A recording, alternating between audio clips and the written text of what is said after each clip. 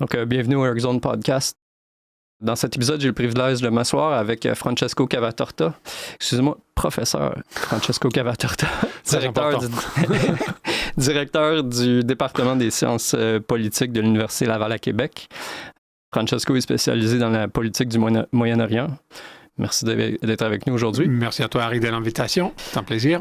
Donc, ça fait 2 semaines que je me fais du bourrage de crâne puis que je fais beaucoup de recherches parce que je veux rendre hommage à ton œuvre, à ton travail, puis le sujet est vraiment vaste. Je sais pas si on devrait sauter directement dans le sujet qui est le sujet chaud d'actualité présentement, ou est-ce qu'on devrait juste mettre en contexte un peu plus avant d'en arriver à des... Si tu veux, le contexte, je peux te le donner de ma perspective. C'est-à-dire que moi, j'ai commencé à fréquenter le Moyen-Orient, l'Afrique du Nord, dans toute la région du monde arabe, à partir du début des années 2000. Donc, ça fait maintenant 25 ans, plus ou moins. Et je voulais essayer de comprendre les dynamiques politiques qui s'y passaient, alors que la grande majorité du monde semblait passer vers une sorte de démocratie libérale, plus ou moins consolidée. Mais pourquoi au monde arabe on avait tellement de mal à changer de système politique, alors qu'il y avait toujours une certaine pression populaire pour des transformations politiques et surtout pour des transformations, j'ai bien compris, aussi socio-économiques. Donc comment on peut changer de système politique pour que ça puisse servir à transformer aussi des systèmes socio-économiques qui, de plus en plus, marginalisaient une grande partie de la population, avec l'exception, bien sûr, du pays du Golfe, où c'est un peu un discours à part, les pays du Golfe. Vu la rente pétrolière, c'est pas tellement les questions socio-économiques qui sont prédominantes, même que il y a ça aussi. Et je me suis rendu compte, en effet, de la complexité de la région presque tout de suite. Je me suis rendu compte de l'influence coloniale qui encore existait, de l'influence du système international sur cette région à cause de sa position stratégique, à cause du pétrole, à cause d'idéologies très radicales qui pouvaient encore en sortir et qui voulaient un peu défier l'ordre international. Et donc, c'était fascinant. Et depuis, j'ai continué à m'y intéresser. J'ai fait mon doctorat sur ça, j'ai fait mes études sur ça, mes recherches scientifiques. Et j'ai eu la chance d'y habiter 2 fois pour des périodes assez longues. Et donc, j'essaye dans mes études, mais aussi dans mes classes, dans mes cours, dans l'interaction avec les étudiants, d'amener une perspective qui ne soit pas seulement dans les livres. Nous qu'on regarde ce qui se passe, mais aussi d'essayer de leur faire comprendre que c'est intéressant aussi de se mettre à cette place, d'essayer de voir les choses d'une perspective différente pour essayer de comprendre, justement, comme tu disais, ce qui se passe autour de nous, parce qu'à la fin de compte, j'imagine pour les Canadiens aussi, ça fait 25 et Québécois, ça fait 25 ans, plus ou moins, que le Moyen-Orient est dans les nouvelles. Je pense que c'est depuis le 11 septembre, ça fait 25 ans cette année, qu'on n'arrête pas de parler du Moyen-Orient. Il y a eu tellement d'événements, il y a eu la guerre du Golfe de 2003, il y a eu le printemps arabe, il y a eu les guerres civiles, la guerre civile algérienne dans les années 90, la guerre civile syrienne dans les années 2010. Il y a maintenant un autre conflit qu'en Iran. Il y a toujours eu Israël-Palestine qui dominait les nouvelles. Donc c'est vrai que c'est une région où il y a beaucoup de choses qui se passent. C'est une région peut-être qu'on devrait mieux connaître aussi, vu qu'il y a plein de choses qui se passent. Mais tu sais, moi, c'est la culpabilité, parce que ça fait 3 ans là, que je vois ça matin, soir, que je vais aller m'informer. Puis je vois le conflit. Je voyais qu'est-ce qui se passait, mais ça n'avait pas cliqué. Puis on dirait qu'on a un détachement. Puis ce que tu dis là, c'est vraiment pertinent, parce que dans le fond, d'aller sur le terrain puis de voir qu'est-ce qui se passe, ça te permet d'avoir vraiment une vue directe. Versus là, qu'on est quand même, malgré qu'on le voit dans les nouvelles, on se sent pas vraiment impliqué, on se sent pas affecté. Puis la tragédie là-dedans, c'est que s'il n'y avait pas l'histoire du pétrole, probablement qu'on ne regarderait pas autant. Puis c'est ça qui est la tragédie un peu. Je ne sais pas si je m'avance trop. Non, je ne pense pas. Je pense que c'est, pour les cas du Canada et les cas du Québec, c'est un peu normal. La région est vraiment loin. Quand tu es en Europe, c'est différent parce que c'est la région à côté, si tu veux. Donc, il y a peut-être une sensibilité, une attention un peu différente à tout ce qui s'y passe. Ici, probablement un peu moins, parce qu'on est éloigné géographiquement, mais c'est ça aussi que j'essaie d'expliquer à mes étudiants, c'est ce qui se passe dans cette région a des conséquences souvent directes à ce qui se passe aussi au Canada. On ne le voit pas nécessairement, ce mécanisme, mais ça existe. Maintenant, on le voit vraiment de manière assez claire, non? Le pétrole n'arrive plus, les prix montent. Il y a aussi la question de l'immigration maintenant qui est très importante depuis au moins une dizaine d'années, si ce n'est pas plus. On voit aussi, par exemple, de la mobilisation politique et civile de nos concitoyens québécois et canadiens sur des enjeux que pour les autres Canadiens et Québécois, on ne comprend pas trop pourquoi il y a la mobilisation pro-Palestine, ou la mobilisation pro-Israël. Soudainement, ça prend de l'ampleur aussi pour les hommes politiques qui sont obligés d'en parler, d'en discuter, de répondre. Il y a la coalition Urgence Palestine. Mais il y a aussi des mouvements sociaux pro-Israël, à Toronto, tant qu'à Montréal. J'ai un collègue, Jonathan Paquin, qui, il y a quelques années, a fait une étude sur l'importance de cette question pour l'électorat canadien, pour les élus et dans le système politique canadien en général. Ça commence à prendre de l'ampleur. Les gens commencent à se positionner par rapport à ça. Donc, il y a des impacts qui sont directs. C'est sûr, on ne le voit pas peut-être dans la vie de tous les jours. On n'est plus concerné par le troisième lien parce que c'est ici, tu vois. Non, mais je peux comprendre ça, c'est normal. Mais c'est aussi quelque chose qu'il faut tenir dans l'esprit, non? Il y a des choses qui se passent très, très, très loin de chez nous qui ont quand même un impact chez nous. Les intérêts coloniaux européens, la France, l'Angleterre, à la fin de la Première Guerre mondiale, c'était ça, les intérêts, c'est qu'ils allaient agir comme des empires, allaient prendre sans aucun remords.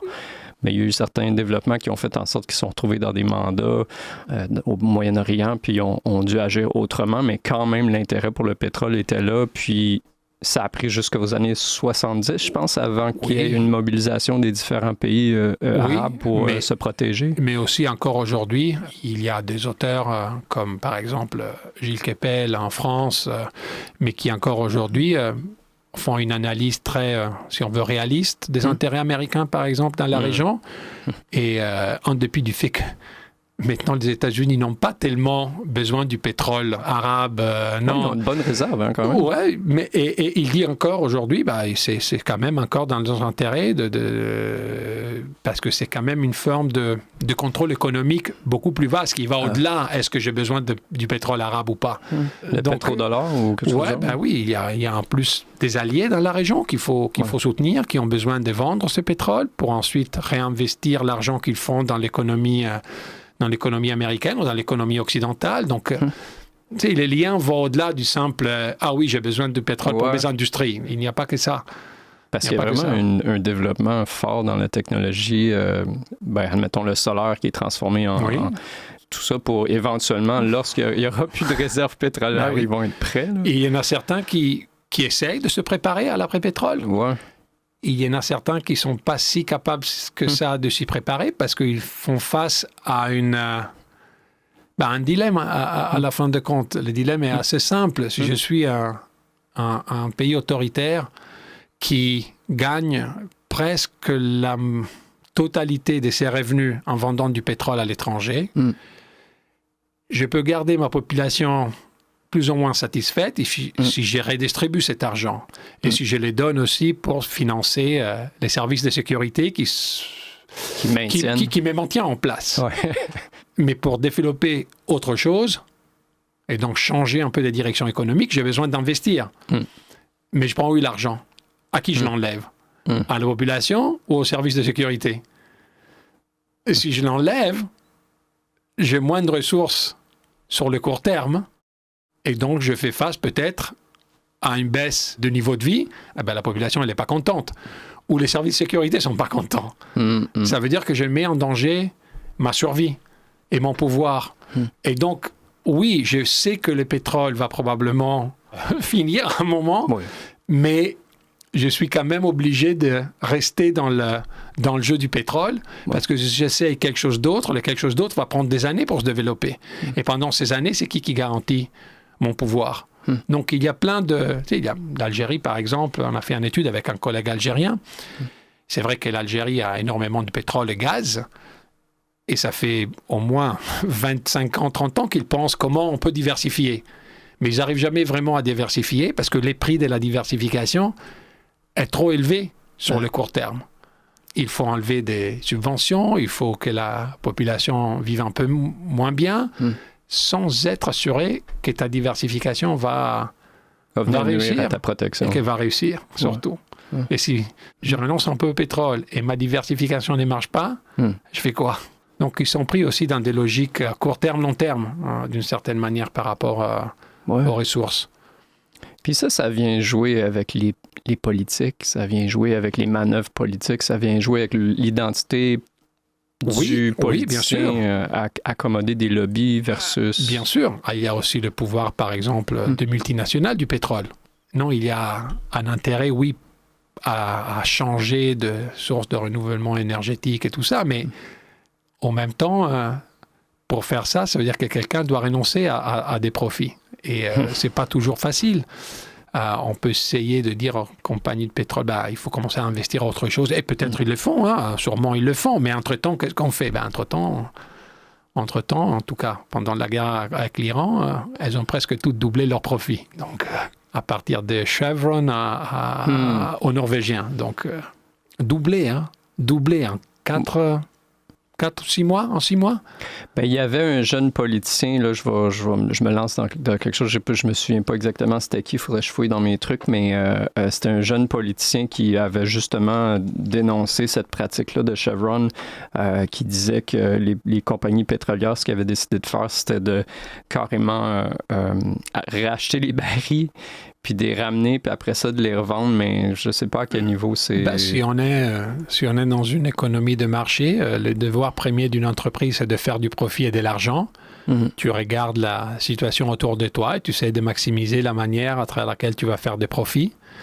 Et les compagnies pétrolières, maintenant, elles sont dans une bonne position pour l'instant parce qu'elles peuvent tranquillement doubler leur profit. Après, est-ce qu'on devrait les taxer, on devrait le limiter, ces profits. Est-ce que ces profits peuvent être redistribués? Ça, je ne sais pas. Ça, c'est une discussion pour la société entière. Entre-temps, si moi je suis à la tête des grosses compagnies internationales qui vivent sur le pétrole, j'ai des comptes à rendre aussi, non? À mes actionnaires. Ils veulent les profits. C'est pour ça qu'ils ont investi. C'est pour ça qu'on fait la chose. Oui, ça m'étourdit, honnêtement. Parce que, je sais pas, par défaut, je suis peut-être naïf. Peut-être que moi, j'ai espoir en la bonté humaine, puis de ne pas me laisser emballer par l'argent, mais je pense que... Comme les actionnaires chez eux, ils regardent les nouvelles, puis ils voient toutes ces réalités-là, puis ils se décident pas à agir avec une conscience... Je pense que souvent, on se concentre sur les individus. Comment il peut cet actionnaire, comment il peut cette personne, mais... peut-être que les actionnaires, c'est des fonds de pension du syndicat des enseignants suisses. Je ne sais pas. Donc, l'idée, c'est... Je crois qu'il ne faudrait pas vraiment regarder au niveau individuel qui fait quoi et qui est méchant et qui n'est pas méchant, qui est greedy, qui n'est pas greedy. Mais c'est juste le système donne des incitatifs à un certain comportement et cet incitatif, je pense qu'il va être suivi. Puis comment est-ce que ton travail peut aider à conscientiser les prochaines générations à avoir une meilleure compréhension ou de meilleures manœuvres politiques? Je crois que ce qu'on essaye de faire à l'université, c'est d'expliquer comment justement ces systèmes fonctionnent, comment les pouvoirs est distribué et comment et à travers quel mécanisme il peut être redistribué pour avoir un résultat différent. À la fin de compte, si tu y penses, beaucoup de résultats de progrès que les sociétés ont obtenus, ils n'ont pas été obtenus parce que quelqu'un en haut a décidé OK, on va vous donner ça. Non, ça vient d'une certaine mobilisation, que ça va être une mobilisation sociale ou une mobilisation électorale, un changement radical de qui est à la tête du gouvernement, même à la tête d'un gouvernement local. Et j'essaye d'expliquer aux étudiants que c'est pas facile, que c'est pas juste mettre like sur un post de Facebook que ça va faire l'affaire, mais l'idée, c'est de penser de manière systémique, oui, les individus sont importants, ok, mais les problèmes sont souvent comment les incitatifs sont distribués. Et au niveau systémique, on peut changer cette manière de faire les choses. Parce qu'il y a eu le trickle-down economics, ça a prouvé que ça ne fonctionne pas. Oui, ça ne fonctionne pas, mais ça... mais c'était un beau pitch. Il faut avoir, si tu veux aller dans le sens contraire, il faut avoir un beau pitch pour faire l'opposé. Ouais.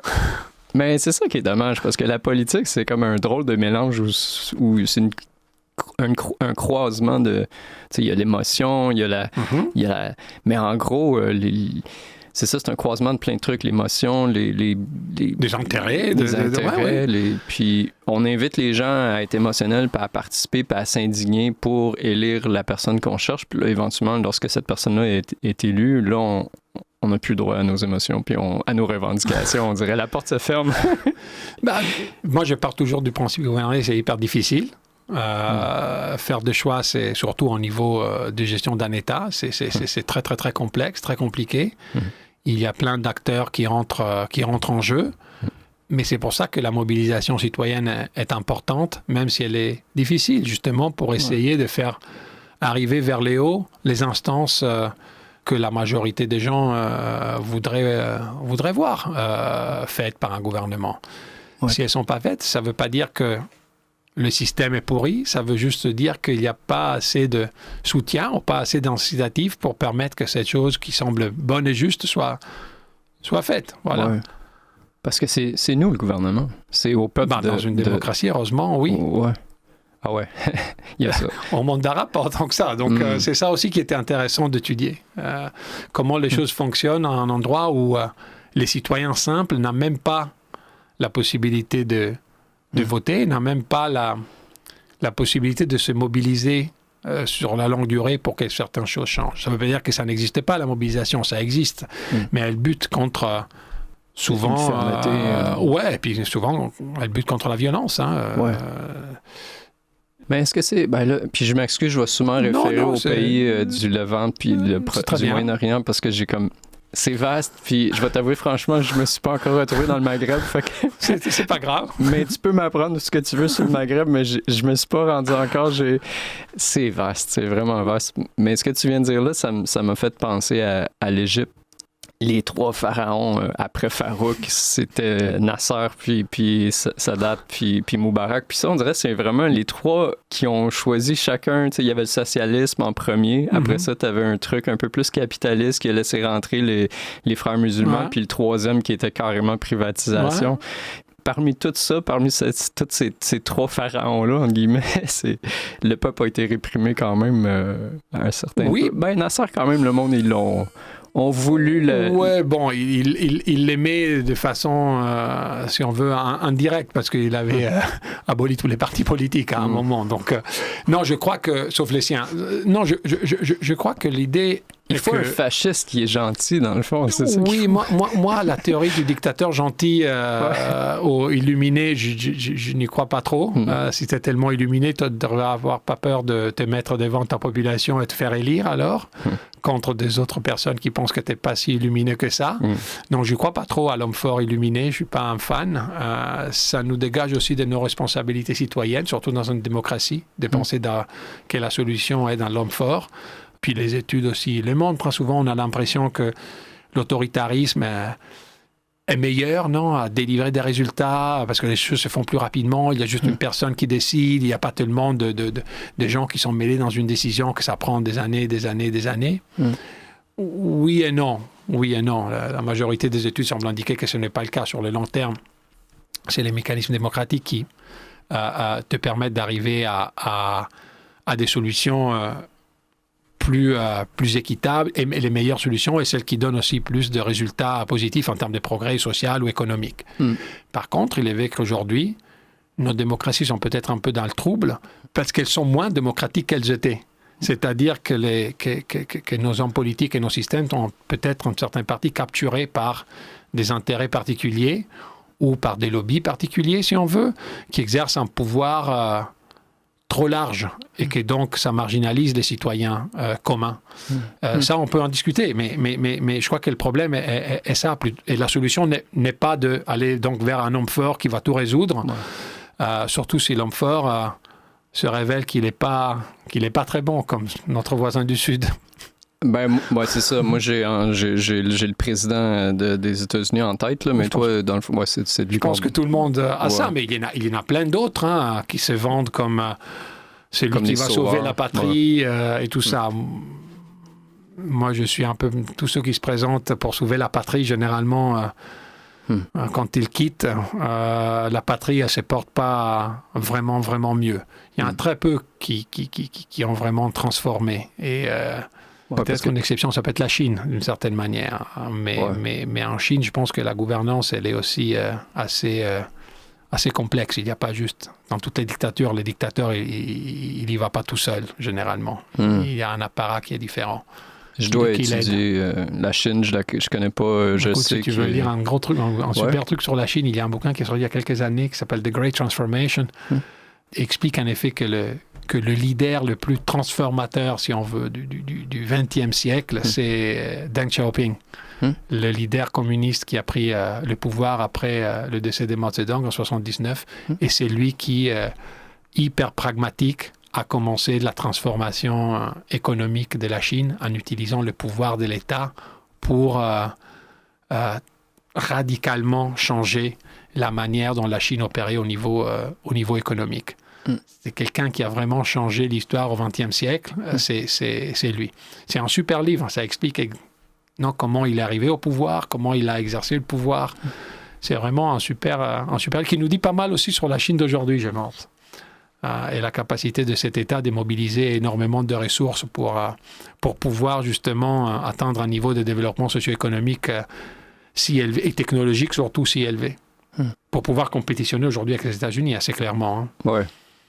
Parce qu'ils ont eu, dans le fond, c'est... En tout cas, je vais faire une généralisation. Là. Je suis aucunement qualifié là-dedans, mais dans le fond, c'est comme un symbole ou une personne qui est comme le dictateur, entre guillemets, puis qui a adopté une philosophie communiste, mais qui en même temps va adhérer au capitalisme pour pouvoir... Deng était parmi les premiers, mais ce que je veux dire, dans le livre, on montre très clairement, ce que je disais avant, c'est pas lui tout seul qui décide.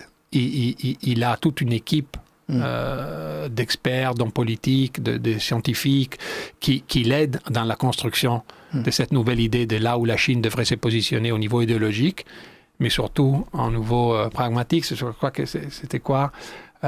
Peu importe si le chat est blanc ou si le chat est noir, l'important c'est qu'il attrape la souris.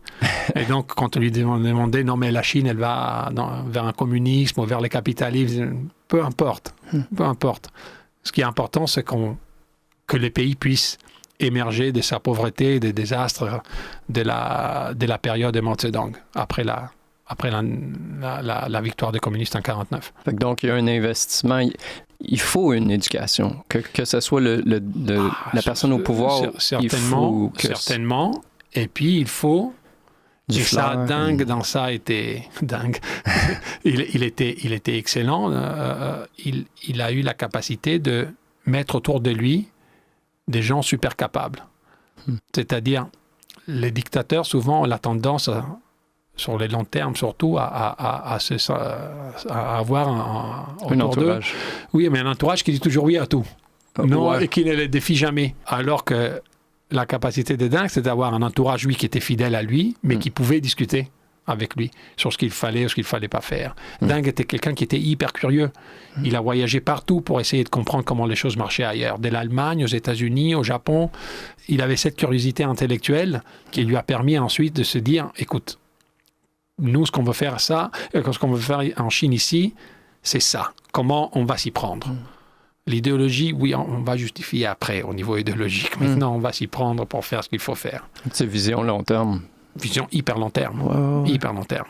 Bien au-delà de sa vie, en plus. Ah, je vais lire ça. Non, c'est vraiment un bouquin excellent. Parce qu'on c'est un brique, hein, mais c'est excellent. C'est-tu du Robert Fisk à 1325 pages? Ouais, non, c'est pas aussi long, mais c'est quand même assez long. Ouais.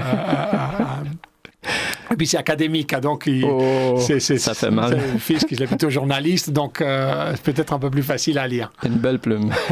Oui, effectivement. Ah non, vraiment, ça se lit bien. Là, j'ai commencé, mais d'ici l'année prochaine, je vais l'avoir fini. Ouais. Parce qu'il y a des comparaisons, justement, là, ça me vient, juste quand on parlait de Nasser, mais lui, c'était ça. Dans le fond, l'idée, en voyant le roi Farouk, c'est ça. Il voyait que lui était entouré par des yes-men, puis c'était juste rendu une royauté qui fonctionnait plus, puis ça causait des problèmes, puis il s'était juré qu'il allait pas le faire, puis finalement, c'est ça qui s'est passé avec Nasser aussi. Il s'est entouré de personnes qui faisaient juste dire oui, monsieur, puis... C'est malheureusement un peu inévitable, de rentrer dans une certaine bulle, et puis tu rencontres aussi des gens qui veulent s'insérer dans ces réseaux et qui donc te montrent une vision de la réalité qui ne colle pas et disent toujours oui à tout. Et puis inévitablement, la dictature s'écroule. C'est ça qu'on a vu en 2011 avec le printemps arabe. C'était pour ça que c'était intéressant à étudier ces mécanismes, non particulièrement avec des personnes qui étaient au pouvoir depuis des décennies. Moubarak en Égypte, Ben Ali en Tunisie, Kadhafi en Libye, la famille Assad même était au pouvoir depuis 1970. Son père Hafez, puis Bachar après lui. Saddam Hussein, là, c'était avant le printemps arabe, mais lui aussi, ça faisait très très très longtemps qu'il était au pouvoir. Dans toutes ces questions qu'on étudie, comment ils peuvent rester au pouvoir, et puis ensuite, comment on arrive à les faire chuter, tomber, quelles sont les causes, et pourquoi ensuite la démocratie n'a pas réussi vraiment à s'imposer comme système, en dépit du fait que la majorité de la population semblait effectivement demander un système démocratique. Ça, c'est les grosses questions qu'on a vraiment étudiées suite au printemps arabe, plus que les conflits internationaux.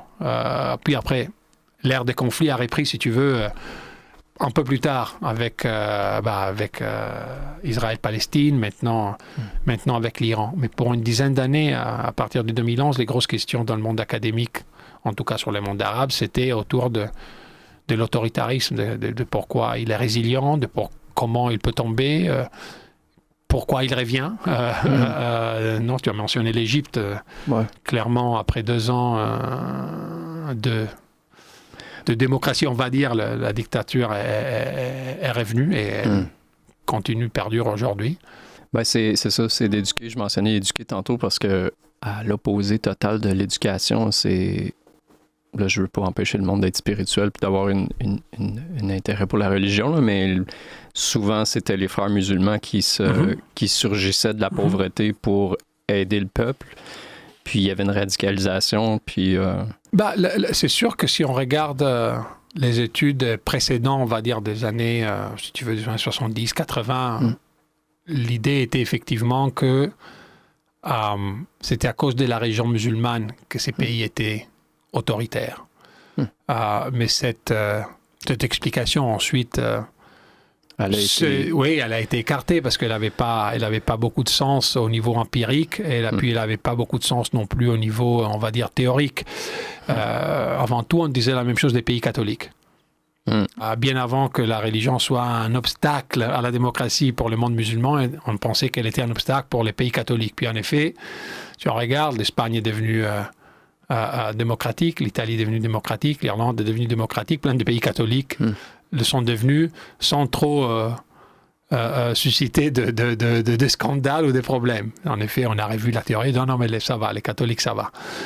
Pour les musulmans, c'est un peu la même chose dans le sens que il y a des causes bien plus concrètes que non la religion musulmane qui empêche les pays de devenir démocratiques. On peut regarder la Malaisie et l'Indonésie, c'est 2 pays musulmans gigantesques. Pourtant, ils ont une démocratie qui fonctionne. Avec des partis religieux, bien sûr, oui. Mais partis religieux, il y en a eu en Hollande, il y en a en Allemagne, il y en a en Italie. Le Partido Popular en Espagne, clairement, a des racines dans la religion catholique, si on veut. Donc, plein de parti qui s'appelle Démocratie chrétienne qui existe en Amérique latine ou qui existait en Amérique latine.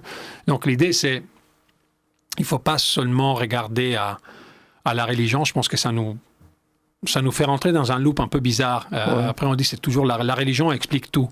Ouais, pas dans ce sens-là, je comprends. Il y a une éducation à faire, juste éducation des sciences, puis d'avoir un éveil intellectuel.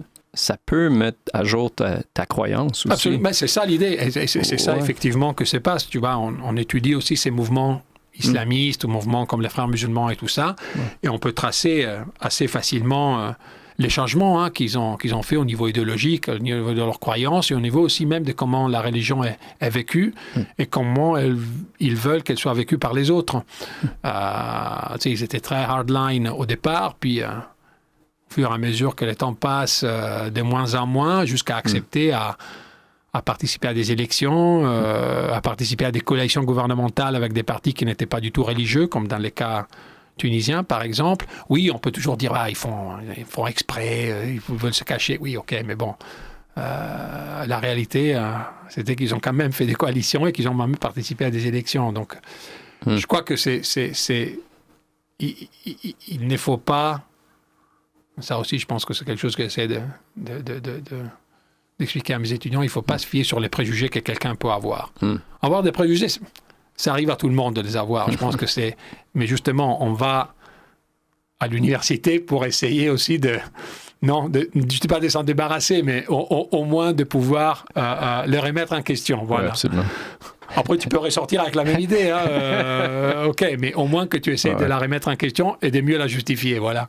Oui, parce qu'aux États-Unis, en tout cas, dans le dernier podcast, j'ai fait un podcast avec Jesse Greener, qui est professeur à l'Université Laval, puis je me suis laissé échapper, pas dans mes préjugés, mais j'ai pointé du doigt les chrétiens aux États-Unis, mais ce que je voulais dire, c'était probablement plus les born again qui sont autour de Trump, puis les chrétiens sionistes.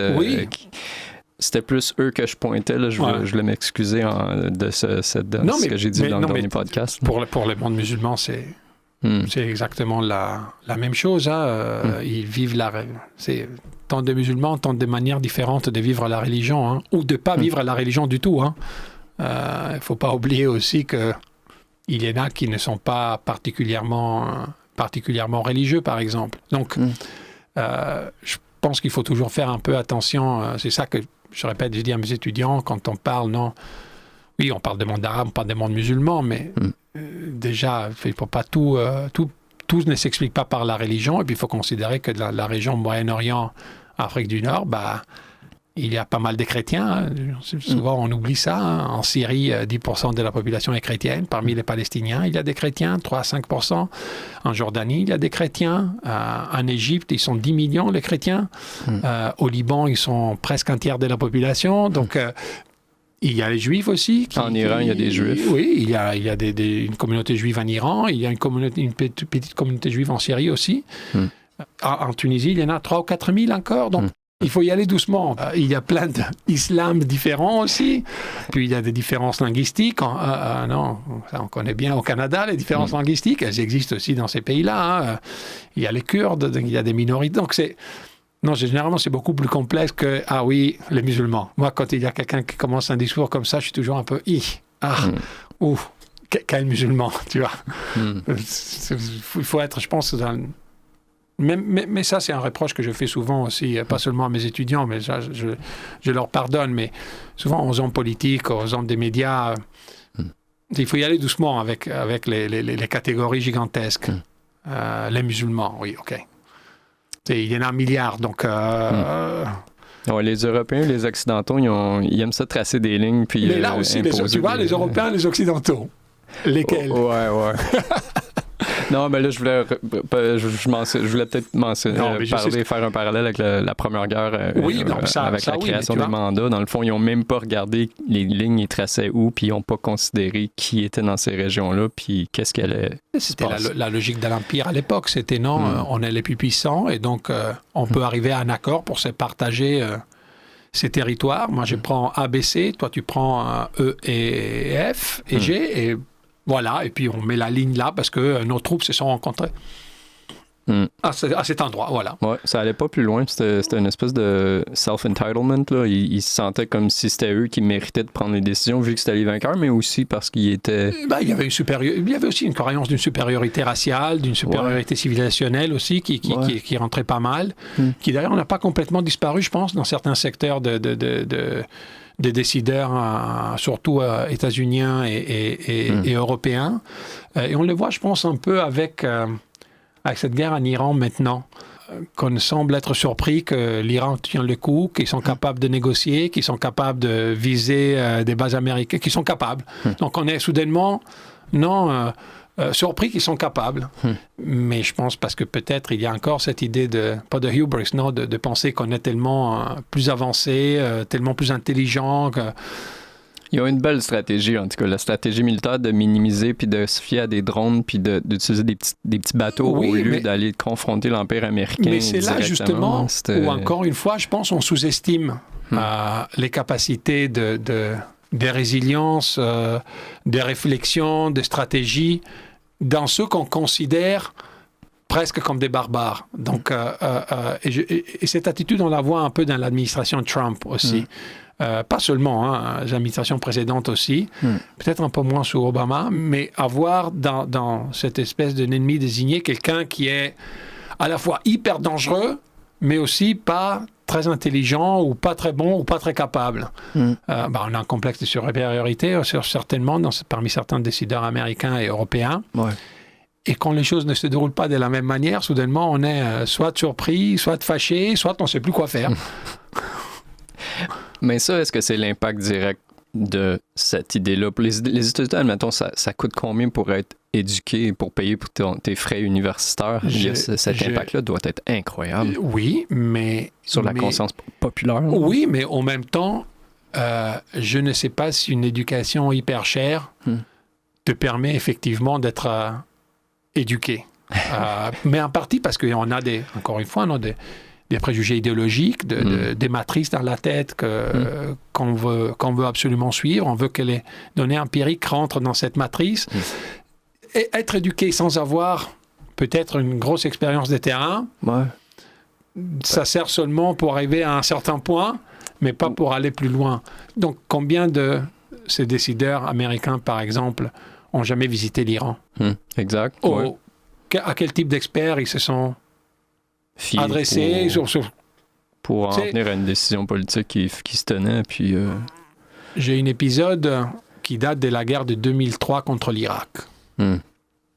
Et Tony Blair, qui était Premier ministre anglais à l'époque, voulait absolument la faire, la guerre contre l'Irak aux côtés des États-Unis. Mais il voulait aussi un avis d'experts sur les conséquences, sur la décision de partir en guerre, blablabla. Il en a convoqué quelques-uns, et puis apparemment, de ce qu'on m'a raconté, il a dit tout ça c'est très intéressant, mais les trois experts avaient dit mais surtout pas, quoi. Ça va être en bon français, ça va être le bordel.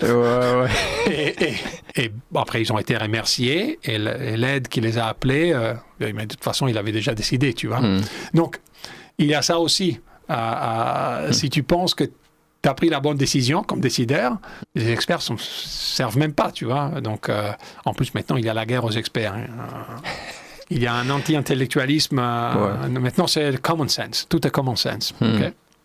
Oui, parce que, en tout cas, je reviens aux États-Unis, là, mais si tu as besoin de 3 jobs pour payer ton loyer, tu n'as pas le temps le soir d'écouter un documentaire ou de lire un livre. Il y a ce phénomène-là aussi. Puis la fibre sociale des États-Unis, elle souffre depuis des années. Puis je pense qu'ils ont le décideur en chef qui mérite. Là.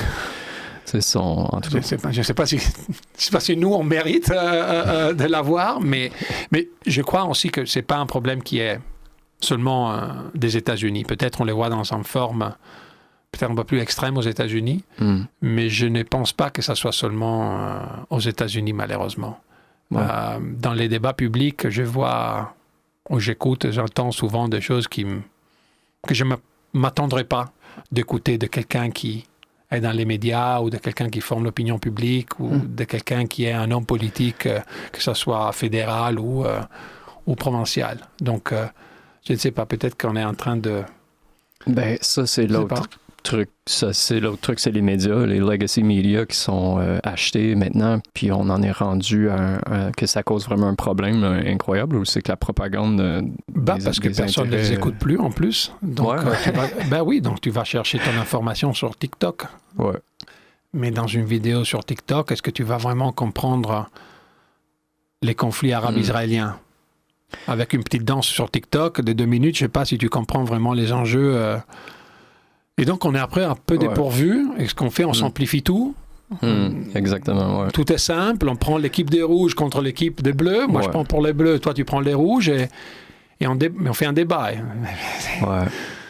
Ça ne marche pas comme ça, mais... Absolument. On a un peu abandonné l'idée d'essayer de comprendre la complexité. Dès que tu dis c'est complexe, les gens disent maintenant, c'est pas complexe. C'est ça. Mais TikTok, ça a été un bon gateway drug pour moi parce que depuis ce temps-là, je m'informe puis je veux faire de la recherche. TikTok a vraiment eu un impact là, sur mon... Mais ils ont un impact énorme. Hein? Je pense que la majorité des jeunes ne s'informent que sur des plateformes ou des réseaux sociaux, je pense. On lit de moins en moins aussi. On lit beaucoup moins de ce qu'on lisait avant. En effet, ce qu'il y a, c'est il y a un petit bout de la population qui lit énormément et la grande majorité qui pratiquement a arrêté de lire. Ça, c'est aussi peut-être un problème, mais bon. Des livres, ça sent bon. J'ai toujours eu une fascination par le livre, par la sensation ou l'échange avec un livre, puis l'imagination qui... C'est sûr que moi, je suis un méga nerd, donc j'ai toujours lu des livres, donc ça se voit. Il ne faut pas non plus aller chercher trop loin, j'étais toujours un méga nerd, donc... Et donc, les livres, c'est pour moi, c'est... Je pourrais pas vivre sans lire des livres, ou des articles de magazines, ou des choses, un peu... où il faut passer un peu de temps, tu vois. Ouais. Après, oui, j'aime la petite danse TikTok comme tout le monde, mais je n'en fais pas, mais... Peut-être que je devrais, pour mes étudiants, faire une danse TikTok. Peut-être qu'ils écouteraient un peu plus. Mais remplir 3 heures de cours avec des danses TikTok, ça va être compliqué, hein. Est-ce que tu as aimé ça, écrire? J'aime écrire, j'aime faire de la recherche, j'aime écrire, j'aime essayer d'être convaincant dans les argumentations que j'apporte. Après, parfois, ça fonctionne et tu es publié. Parfois, ça ne fonctionne pas et donc tu n'es pas publié.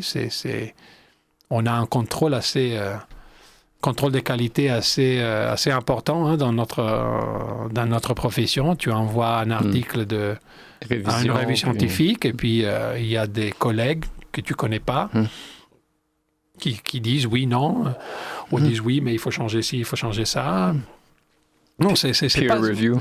Ouais, il y a la peer review. Je pense que c'est pas si simple que les gens pensent. Tu reçois beaucoup de non dans ta carrière. Ce qui est bien. Oui, parce que ça t'aide, je pense, à...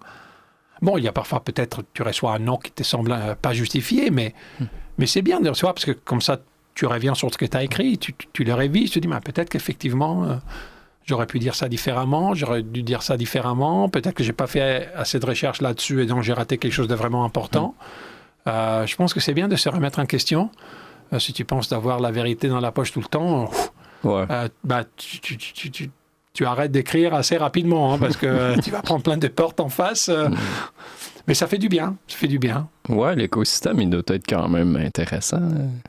D'être entouré de savoir puis de gens qui sont... Moi, j'aime bien. J'en vois les problèmes. Certains des problèmes auxquels les gens se réfèrent de temps en temps existent. Peut-être qu'on est un peu déconnecté de la réalité de la vie de tous les jours. Ça... Probablement, c'est vrai.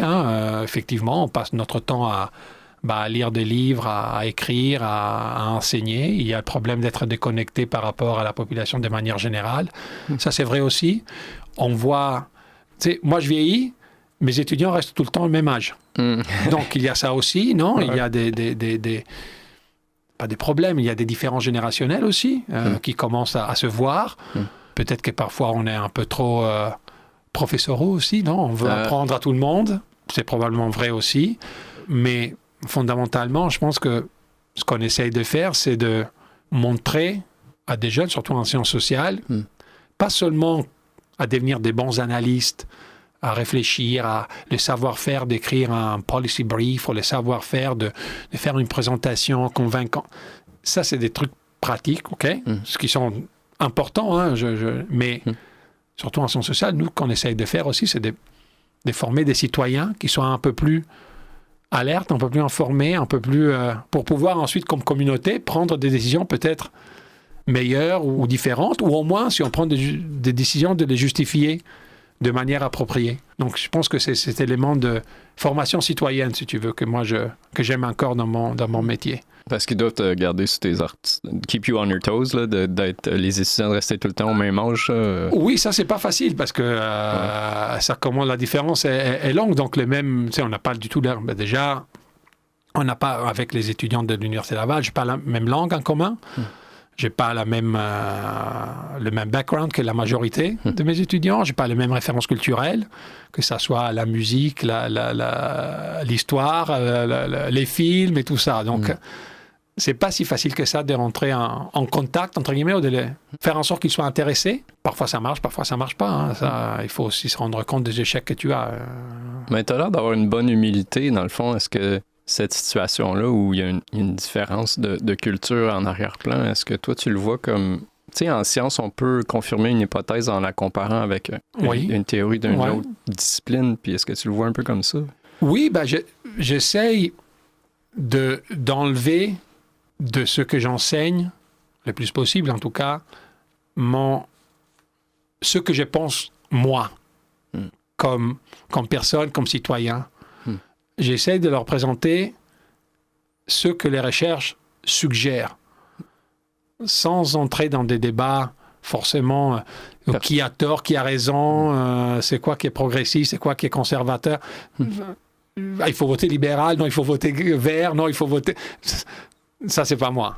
Je pense que maintenant, la grandissime majorité des collègues ne rentrent pas du tout dans ça.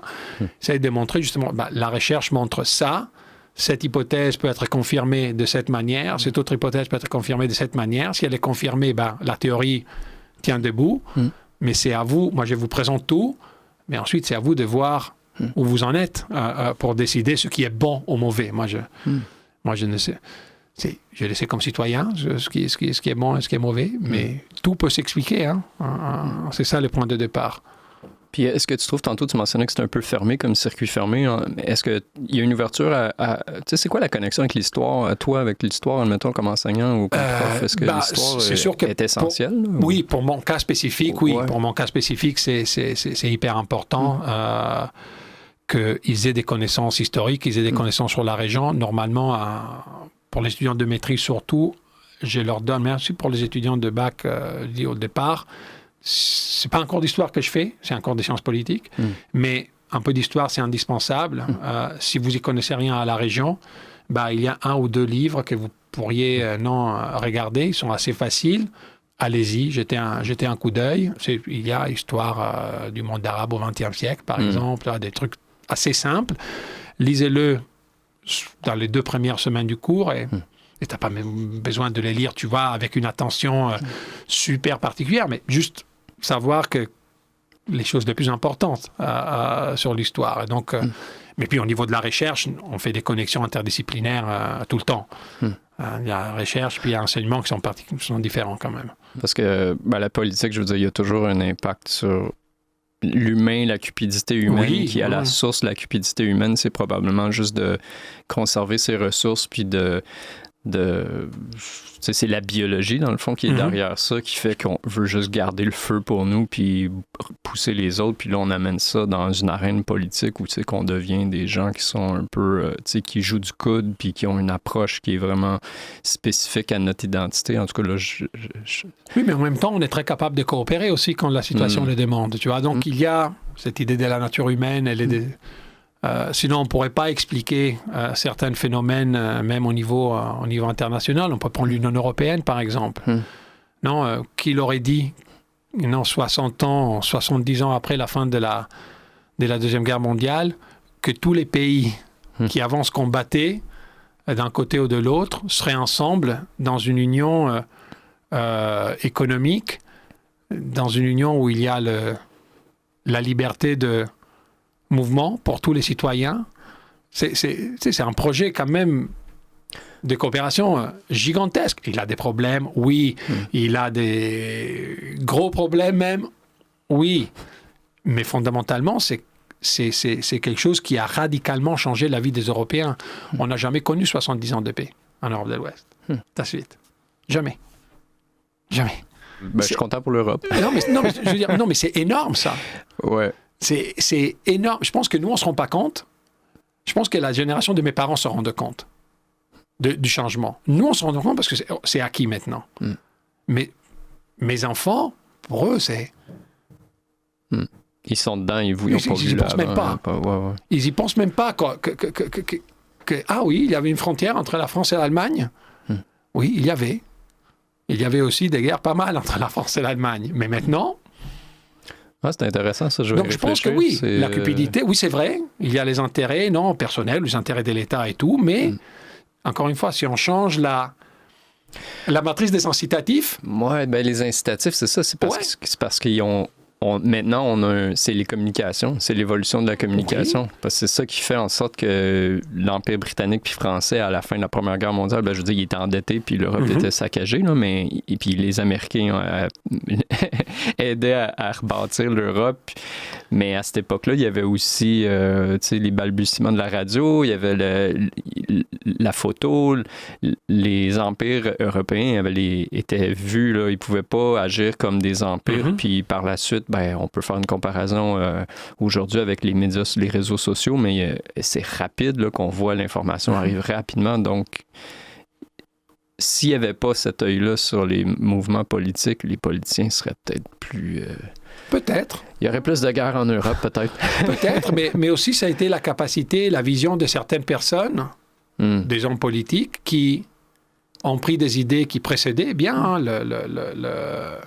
la Deuxième Guerre mondiale, mais la Première Guerre mondiale, bien peut-être que, vu tout ce qui s'est passé, on pourrait effectivement essayer de faire quelque chose d'autre. Et on commence petit à petit, on partage cette ressource. Au lieu de lutter pour cette ressource, on la partage, et puis on en partage une autre, puis une autre encore, puis une autre encore. Ça fonctionne, non? Il y a le tit for tat est positif. Ouais. Non, donc... Oui, parce qu'il y en a un désir humain de bonté envers les autres, je pense, à moins que je sois naïf. Oui, non, je pense que oui, si toi aussi, tu y trouves un intérêt. Donc, si on fait un truc ensemble, et ce truc, elle est bon pour toi, et bon pour moi, ben, pourquoi pas, non? On pourrait s'y prendre, on pourrait le faire. Bah, regarde, un autre exemple. Le podcast. Non, mais un autre exemple. Maintenant, les États-Unis et le Canada ne sont pas forcément les meilleurs des amis. Mais il y a plein d'instances de coopération entre les deux. Dans le domaine environnemental, par exemple. La pluie acide, encore un collègue à moi a parlé de ça aujourd'hui ou hier. Il y a eu plein d'accords pour gérer la acid rain dans les années 70, dans les années 80, des accords pour faire diminuer la pollution. Donc, la collaboration, je répète, oui, il faut que ça soit, qu'il y ait un certain leadership, mais aussi le sentiment que ça marche pour tous les deux. Parce qu'il y a eu l'âge d'or, en tout cas, je fais un gros parallèle, là, peut-être je vais me tromper, là, mais il y a eu l'âge d'or de l'islam 8e, 7e siècle. Puis eux, c'est pendant qu'il y avait... L'Europe était dans le Middle Ages. Eux, c'était les mathématiques. Il y avait plein de révolutions intellectuelles. Puis là, il y a eu l'Empire ottoman, ou en tout cas, là, je skip des années, là. Mais puis ça n'a pas permis aux nations arabes de continuer cette quête-là intellectuelle à un niveau qui aurait pu se rendre. Puis... Ben, c'est sûr que une fois que l'Empire ottoman s'écroule, au début des années 20 du XXe siècle, ces pays se sont retrouvés sous mandat. Ceux qui n'étaient pas directement colonisés, comme l'Algérie, se sont retrouvés sous mandat. Et ils n'ont pas pu vraiment jouir de l'indépendance qu'on leur avait promis dès le départ. Et bien évidemment, il y a dans la gestion coloniale toujours des traces, même une fois que cette gestion coloniale se termine. Ça reste parce que peut-être que la puissance coloniale a créé des divisions là où il n'y en avait pas, qui continuent ensuite.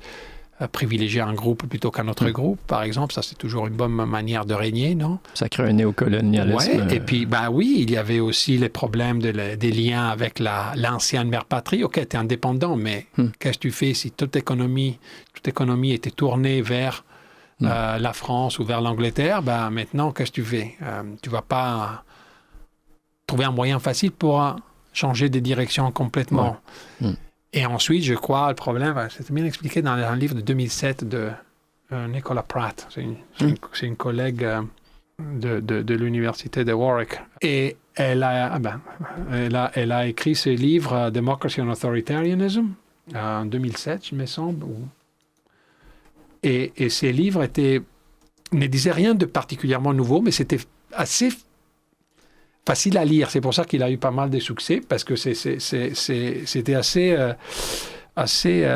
simple, mais académique. Et effectivement, elle essaie d'expliquer comme ces sociétés, une fois qu'elles se sont retrouvées indépendantes, avec très peu de ressources matérielles, très peu de ressources intellectuelles, très peu de ressources de manière générale, pour s'assurer un développement rapide qui était nécessaire à l'époque, ils ont malheureusement... les pouvoirs s'est malheureusement concentré dans un petit groupe de personnes qui étaient en charge, entre guillemets, de développer le pays. Mais comment tu le développes? S'il faut y aller rapidement, il faut sécuriser les frontières, il faut sécuriser l'intérieur, il faut que l'État soit en charge de pratiquement tout. Une fois que ça se passe, le pas vers l'autoritarisme il n'est pas loin. Pas loin du tout. Ouais. Et une fois que l'autoritarisme s'installe, c'est particulièrement difficile ensuite de s'en débarrasser parce que tout le monde devient tributaire de l'État. Et c'est qui ensuite a envie alors de se révolter contre l'État si tu es tributaire de l'État? C'est malheureusement un piège dans lequel pas mal de pays qui ont reçu l'indépendance, c'est un piège dans lequel pratiquement tous sont tombés, ou presque. Le vrai paradoxe, non, mais la vraie question, c'est pourquoi, quand plein d'autres ont changé vers un régime un peu plus pluraliste ou démocratique, pourquoi les mondes arabes, non? C'était ça la question qu'on se posait dans les années 90.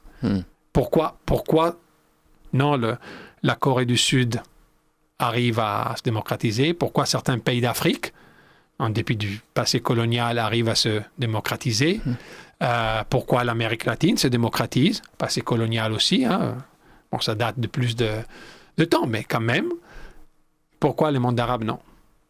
Pourquoi les mondes arabes, non? Ça, c'était la grosse question des années 90. Puis là, est-ce qu'il y a une nouvelle...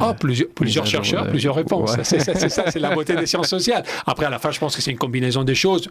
Après, il faut regarder chaque pays, bien évidemment, a des caractéristiques spécifiques. Mais la première qui avait été donnée, c'était des pays qui ont été capables de construire un appareil sécuritaire gigantesque et efficace.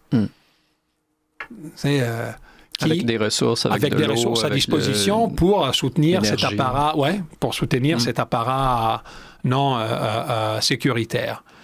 La deuxième était, surtout valable pour les États pétroliers, ils ont la possibilité de distribuer une énormité de ressources à la population qui donc n'a pas d'intérêt à se révolter ou à demander autre chose. C'était le slogan inversé de la Révolution américaine. No taxation, no representation. Si je te donne plein de choses, t'as pas de plaindre. C'est ça en Arabie Saoudite. Oui, un peu les monarchies du Golfe opéraient un peu de cette manière, mais un peu l'Algérie aussi, un peu la Libye aussi, avec Gaddafi, le pétrole et le gaz, non? Des autres explications disaient, la communauté internationale de manière générale était contente de promouvoir la démocratie dans les années 90 partout dans le monde, sauf au monde arabe. Donc, les puissances coloniales, la France, le Royaume-Uni, mais surtout les États-Unis, ils avaient des doutes par rapport à la démocratie parce qu'ils avaient des doutes par rapport à qui aurait pris le pouvoir. Et donc, au lieu de lâcher ces dictatures, ils les ont aidés financièrement, militairement à rester au pouvoir. Donc, il y a eu plein d'explications sur la raison pour laquelle elles sont restées autoritaires. À la fin de compte, comme d'habitude, je pense que c'est un peu un mélange de facteurs. Quand tu regardes cas par cas, tu peux décider quel est le facteur qui est le plus important ensuite. Donc, ce qui vaut pour le Maroc ne vaut peut-être pas pour l'Algérie. Mais globalement, les 3-4 dernières raisons pour lesquelles ils sont restés autoritaires étaient assez partagées par les chercheurs. Est-ce que tu fais référence un peu aussi à ta recherche pour le confessionnalisme avec le collègue de l'université? Je ne sais pas si tu voudrais en parler. Ou... Oui, il y a ça aussi. Il y a aussi les problèmes c'est des États entre guillemets jeunes encore, donc des États dont la population peut être très variée en termes linguistiques, en termes religieux, en termes ethniques, et toujours difficile de tenir tout le monde ensemble avec un projet véritablement national. Excuse-moi, j'ai dit confessionnalisme, mais je voulais dire ta coalition, la recherche que tu as faite avec ton collègue à l'université. Ça va un peu dans le même sens, parce que après, par exemple, ces différences, parfois, sont représentés par des partis politiques, non? On le connaît bien au Québec, au Canada, non? Déjà, c'est difficile de tenir ensemble tout le monde ici. On n'a que deux, pratiquement, les francophones et les anglophones. Imagine où il y a aussi l'ethnie, la religion, en plus de la langue, avec des partis qui représentent justement peut-être que des minorités. tenir tout le monde ensemble, c'est difficile. On peut faire des gouvernements de coalition, mais peut-être que ils vont aussi chuter assez rapidement ou rien va être fait parce que tout le monde a un veto sur l'autre. Ouais. Donc, c'est un peu ça qui se passe en Israël avec la coalition. En Israël, en Israël, c'est un peu différent parce que c'est pas un pays autoritaire, mais par exemple, en Irak, c'est comme ça. En Irak, tout le monde, au Liban, tout le monde doit être représenté, mais ça, c'est au détriment d'une identité nationale vraiment libanaise, en dépit que la population, peut-être, l'aimerait bien, mais après, les partis politiques confessionnels font leur petit marché dans leur confession. Israël, c'est un cas un peu différent. Israël, c'est un peu à cause du... il y a beaucoup de différences à l'intérieur d'Israël, bien sûr. C'est les intérêts extérieurs. Non, je pense pas. Je pense que dans le cas d'Israël, c'est surtout le fait que c'est une société qui est assez divisée sur plusieurs plans. Du plan ethnique, du plan religieux aussi. C'est divisé du plan linguistique aussi. Il y a des minorités qui parlent toute une autre langue. C'est le plan racial aussi. Il y a des Blancs, mais il y a aussi une population juive qui vient d'Afrique, qui vient d'Éthiopie. Il y a presque 1 million de Juifs d'origine russe qui sont arrivés dans les années 90. C'est un pays très, très, très petit et très complexe. Et ils ont un système électoral qui incite à la fragmentation des partis politiques. C'est l'opposé de ce qu'on a ici. Nous, on pense qu'on a du mal à choisir avec 5 au Québec. Bonjour avec 24. Et là, c'est proportionnel en plus. Donc, ça veut dire, entre guillemets, je reçois 20% de voix, j'ai 20% de sièges. Mais quand les votes sont comptés à la fin, si tout le monde a très peu de députés, pour faire une majorité gouvernementale, ça prend du monde. Fait que là, ça n'a pas le choix de faire des coalitions. Et donc, tu n'as pas de choix que faire des coalitions. Quand tu fais une coalition, ça veut dire que tout le monde a son mot à dire. Quand on est 2, c'est déjà compliqué. Imagine à 7. Comment on fait pour se mettre d'accord? Et donc, c'est hyper compliqué de faire certaines choses. Et puis, en plus, tu as des gouvernements donc, qui tombent assez souvent. Parce que, on peut être d'accord à 7, on démarre à 7, mais après un de 7 dit, moi, les gars, je suis plus d'accord avec vous, je m'en vais. Qu'est-ce qu'on fait? Nouvelles élections. Donc, ou on tue sinon on prend un 7e de l'autre bord du Parlement. C'est compliqué. Donc, c'est pour ça que c'est un peu difficile aussi pour n'importe quel Premier ministre d'imposer des solutions. Par exemple, si on veut parler des solutions, c'est un gros mot, mais de faire quelque chose de différent par rapport aux Palestiniens et tout ça. Même les premiers ministres, le Rabin, il ne pouvait pas. Il était un peu otage de sa majorité. Et les dynamiques internes, on ne les comprend pas souvent, mais elles sont hyper importantes dans ce qui se passe. Malheureusement, les choses, je pense, ont un peu changé à partir de 2023. Je crois que après les attaques du 7 octobre, la société israélienne s'est déplacée pas mal, presque entièrement vers la droite. Mais encore une fois, ils ne sont pas les seuls à s'être déplacés vers la droite. Parmi les pays... ça, on en revient à l'idée de la ressource où... Là, on tombe dans l'économie si je mentionne l'inflation, mais les États-Unis, comment ils vont régler leurs problèmes d'inflation, comment ils vont régler leur économie, puis l'arrivée de la Chine qui prend les marchés, puis le développement des ententes avec le Brésil, puis tout ça. Puis... Il y a une certaine peur, de perte de ressources, d'être perdant dans cette course un peu partout. Et donc, l'esprit anti-immigré, et donc la population s'est déplacée un peu sur la droite, de manière générale. Il ne faut pas... En Europe, je pense que c'est assez clair, et on le verra dans les élections de 2027 dans plusieurs pays, Espagne et France en particulier. Je pense que tout le monde pense que c'est la droite qui va gagner, même l'extrême droite. Donc, le président d'Espagne est quand même apprécié. Oui, mais il est apprécié à l'étranger. Je pense que pour te faire élire, être apprécié au Québec, c'est pas forcément utile. Oui, c'est bien, mais il est apprécié un peu à l'étranger dans les cercles un peu progressistes. Mais en Espagne, il n'est pas si apprécié que ça. Donc, il va perdre. Le Pen, probablement, va gagner en France. Israël, dans ça, n'est pas si différent. Sur les contextes spécifiques, oui, mais en termes de déplacement vers la droite... C'est l'argent qui est à droite. C'est là qui est... Puis c'est pour ça, dans le fond, que les démocrates n'existent plus. Ils sont juste achetés par l'argent. Puis ils ne représentent plus Selon les études qu'on fait maintenant, moi je ne suis pas un expert de la politique des États-Unis, mais c'est surtout que les démocrates ont commencé à perdre énormément de soutien dans les classes ouvrières classiques qui ont été vraiment, si tu veux, défigurées et oubliées par la déindustrialisation, par la délocalisation. Ou d'envoyer le travail à exact. Ouais, tu sais, la victoire de Trump en 2016 en particulier, dans la dénonciation de ce qui s'était passé, cette dénonciation avait certains mérites.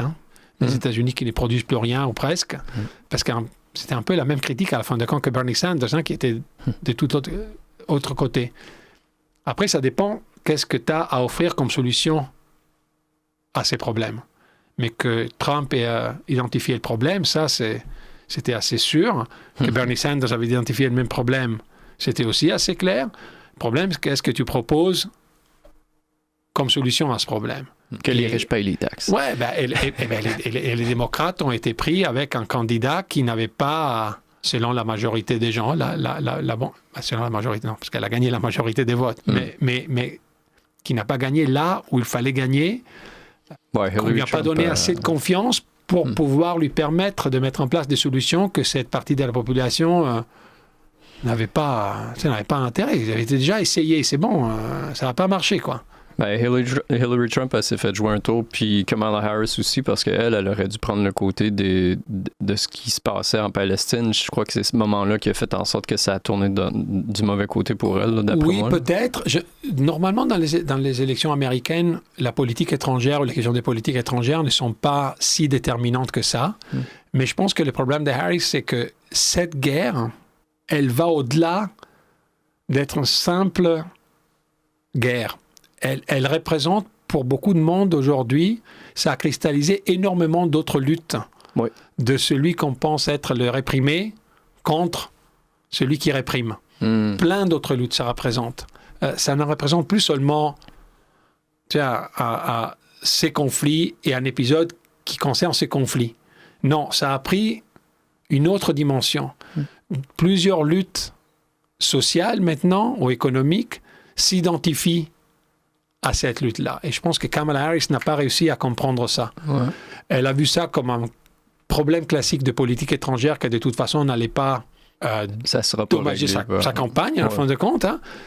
Mais elle n'a pas compris, à mon avis, que dedans, il y avait d'autres choses qu'elle aurait pu peut-être mobiliser. Après, est-ce qu'elle aurait fait quelque chose de différent? Ça m'étonnerait. Ça m'étonnerait. On tombe dans la politique américaine, mais c'est sûr qu'inévitablement, moi je suis content de l'entendre d'un expert, vraiment l'impact de la Palestine puis de cette situation-là, c'est vraiment, on ne peut plus ne pas regarder. Là. Non, je pense qu'aujourd'hui, c'est la cause de plein de monde, mais parce qu'elle est arrivée à représenter quelque chose qui va au-delà du simple conflit entre Israéliens et Palestiniens. Parce qu'on le voit que c'est les riches qui décident puis qui veulent ça. Oui, mais c'est les puissants qui décident. Et c'est là, je pense que là où Israël aussi a perdu la guerre de l'image, ils ne se sont pas rendus compte non plus que cette guerre représentait quelque chose qui allait bien au-delà de Gaza et de la Palestine. Surtout en Europe, mais de plus en plus aussi en Amérique du Nord. Et qu'ils ont perdu pas mal de soutien qu'ils avaient avant. Et que ces soutiens, surtout parmi les jeunes générations, qui sont celles qui vont voter pour plus longtemps, on s'en rend compte, ne vont pas garder l'image d'Israël que Biden avait. C'est fini, ça. Et ça va être un problème, je pense, pour la politique israélienne. Mais les plus fins des analystes israéliens le disent depuis très longtemps. Je me rappelle un article d'Emmanuel Sivan, je pense, du début des années 80, donc il y a presque 30 ans, qui disait déjà la même chose. Il faut que nous, Israéliens, on fasse attention à se lier de manière tellement étroite aux États-Unis sans considérer ce que les autres pensent, ce que les autres font, parce que le jour que les Américains nous lâchent, on est seul. Oui, absolument. Ils n'auront pas les ressources pour pouvoir financer. On est seul. Ils ont été sauvés par les Américains. Et puis les Américains leur ont permis aussi... et puis les Américains leur ont permis aussi de ne pas avoir des réprimandes véritables aux Nations droit de veto aux Nations Unies. Ils ne sont pas concernés par la Cour pénale internationale. Mais dès que l'Amérique les lâchera, les Européens vont les lâcher aussi, parce que l'opinion publique a tourné aussi aux États-Unis. Et si les seuls amis qui te restent en Europe, c'est l'extrême droite, traditionnellement antisémite, je ne sais pas si tu es en bonne compagnie. Mais je crois que les Israéliens se rendent compte de ça. Mais je répète, il ne faut pas non plus penser que les Israéliens ne réfléchissent pas à ça. Ça fait 30 ans qu'il y a des gens qui disent les gars, il faut changer. Si on ne veut pas changer par bonté vers les Palestiniens, il faut qu'on change pour nous. Ouais. Pour nous. Parce que sinon, le pays va dans le mur. Je pense que malheureusement, en termes en tout cas de réputation internationale, ils ont brûlé tout ce qu'ils avaient à brûler. Il n'y a plus rien pour les Israéliens. Leur réputation est ternie, là, absolument. Oui, absolument. Ouais. Absolument. Aucune sympathie en plus, ce qui est mauvais pour Israël comme État-nation, qui est mauvais si on veut pour le sionisme. Mais, et là, ça devient problématique, ça a donné aussi l'opportunité à tous ceux qui n'attendaient que ça pour faire ressortir leur antisémitisme. Et là aussi, et ça c'est assez grave, il y a une recherche récemment publiée à l'Université de la Californie qui montrait comment maintenant, même l'accusation d'antisémitisme à quelqu'un qui va à l'encontre des politiques israéliennes qui s'opposent, cette accusation n'a plus la valeur qu'elle avait, et même ça commence à devenir comme un badge of honor. Moi, je ne suis pas antisémite. Tu peux me dire que je suis antisémite, mais ça ne me fait rien. Et en plus, pas seulement ça ne me fait rien, mais ça fait me gagner des soutiens. Parce que c'est tellement utilisé que ça ne veut plus rien dire. Ouais, et ça, c'est grave. C'est The Boy Who Cried Wolf. Là, mais ça, c'est grave. Hein? Ouais. Ça, c'est grave. Parce que de vrais antisémites, il y en a. Il y en a. Et si tu regardes un peu la droite européenne, il y en a même beaucoup. Ouais, ça, la réponse à ça, en tout cas, là, je simplifie, puis je suis peut-être naïf, mais c'est l'éducation, je vais toujours dire ça. Là. Non, mais c'est une bonne simplification. D'aller chercher un livre, puis de parler, puis de communiquer, puis je l'ai mentionné dans l'autre podcast avec Jesse Greener, puis c'est de ça qu'on parlait. Là. Je veux dire... Puis c'est ça qu'ils font, Independent Jewish Voices. Ils travaillent avec le gouvernement canadien, notamment pour changer certaines lois qui font en sorte que le mot antisémite soit utilisé n'importe quand pour n'importe qui, mais c'est quand la vraie situation qu'il y a quelqu'un qui est antisémite, c'est à ce moment-là qu'il faut le dire, mais autrement que ça, il faut parler contre ceux qui massacrent des populations entières. On a le droit de dire que c'est pas normal. Oui, et la préoccupation, je pense, pour tout le monde, devrait être qu'il ne faut pas, quand on revient un peu au discours de la complexité, non? Quand souvent on perd, il faut distinguer entre Israéliens, Juifs, sionistes. Non, c'est pas du tout la même chose. Hein. Israélien, ça veut dire que tu as la citoyenneté israélienne, que tu as un passeport israélien. Mais être israélien, ça veut pas dire que tu es juif. Hein. 20% de la population israélienne est arabe. Donc ils sont soit musulmans, soit chrétiens. Mais ils sont citoyens d'Israël. Donc ça, c'est une chose. Ensuite, il y a les juifs. Et ça, c'est au-delà des frontières d'Israël aussi. Et être juif, ça ne veut pas dire être pro-Israël. Non, les juifs ont toute une panoplie d'idées et des différences par rapport à différentes relations avec l'État d'Israël. Il y a qui les soutient, il y a qui ne les soutient pas, il y a qui soutient cette politique aujourd'hui de Netanyahou, qui ne la soutiennent pas. Il y a plein d'idées différentes sur comment les Juifs discutent d'Israël, discutent de ce qui s'est passé. Oui, il y a aussi les Juifs qui s'opposent à Israël de manière assez militante, non? La diaspora est quand même présente, puis elle veut... un regard extérieur permet d'avoir un regard extérieur.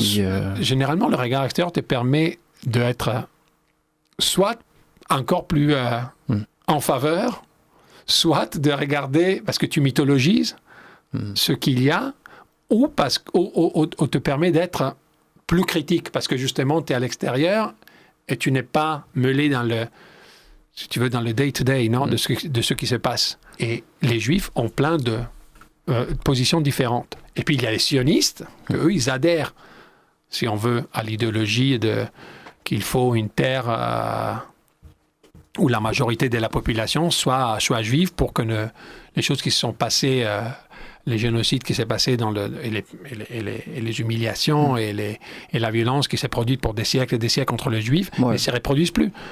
Mais ça, c'est un projet idéologique. Theodore Herzl avait amené une... Ouais, mais pas tous les Juifs se rallient derrière ça. Tu vois, donc c'est pour ça qu'encore une fois, la terminologie est importante. Israël, quel Israël? De qui on parle? De quel Israélien on parle? Tu vois, on peut parler du gouvernement israélien.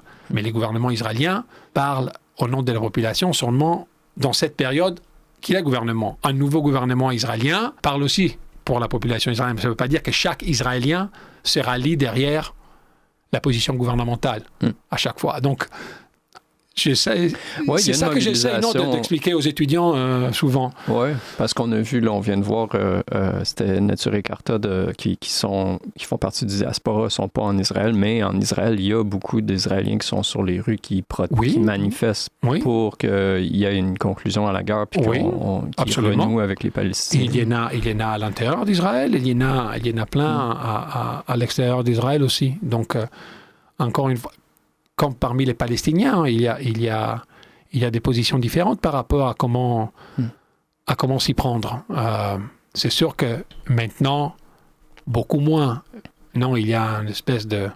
Dans les deux sociétés, il y a les fameux factor rally around the flag. Non, quand il y a une menace, tout le monde se rallie, puis on discutera nos différences après. Mais n'importe que ces différences existent, hein. Parce que là, on est dans une situation de victimes des victimes. The victims of the victims. Donc, parce que j'ai écouté... excuse-moi, je te coupe la parole. Non, je dis, si les jeux, par contre, deviennent à qui est plus victime, ça, c'est pas la bonne manière de s'y prendre si on veut trouver une solution. Hein. Mais nous, de l'extérieur, moi, je pense que la pire chose qu'on peut faire, c'est oublier cette complexité, c'est oublier aussi de se dire que on ne peut pas prendre pour l'équipe jaune ou pour l'équipe rouge de manière totale. Il faut toujours rester un peu critique et surtout, il faut essayer de comprendre pourquoi l'autre côté fait les choses qu'elle fait. Ouais. Ça ne veut pas dire justifier, c'est ça, je dois te le dire tout le temps, ça ne veut pas dire justifier, mais comprendre dans le sens de pouvoir expliquer pourquoi ça se passe. Pourquoi ça se passe. Pour éventuellement ensuite pouvoir offrir des pistes, pas forcément de solutions, mais des pistes de réflexion en moins. Parce que c'est pas une game de hockey, excusez-moi. C'est ça. Mais c'est exactement ce que moi j'allais dire. C'est pas un game de foot, mais bon, ça c'est les références culturelles différentes, tu vois. Mais on s'entend.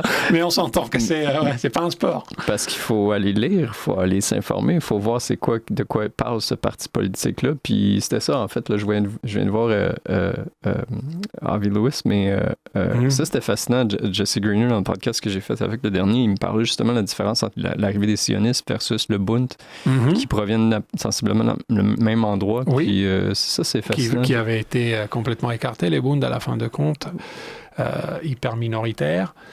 Mais il y a... Non, encore une fois, on peut penser par exemple au fait que dans un récent article, un profil dans The New Yorker, du gars qui va être celui qui va défier Netanyahou aux élections au mois d'octobre, lui par exemple, il a décidé de manière stratégique de ne pas parler de Palestine dans sa campagne électorale. Pour justement...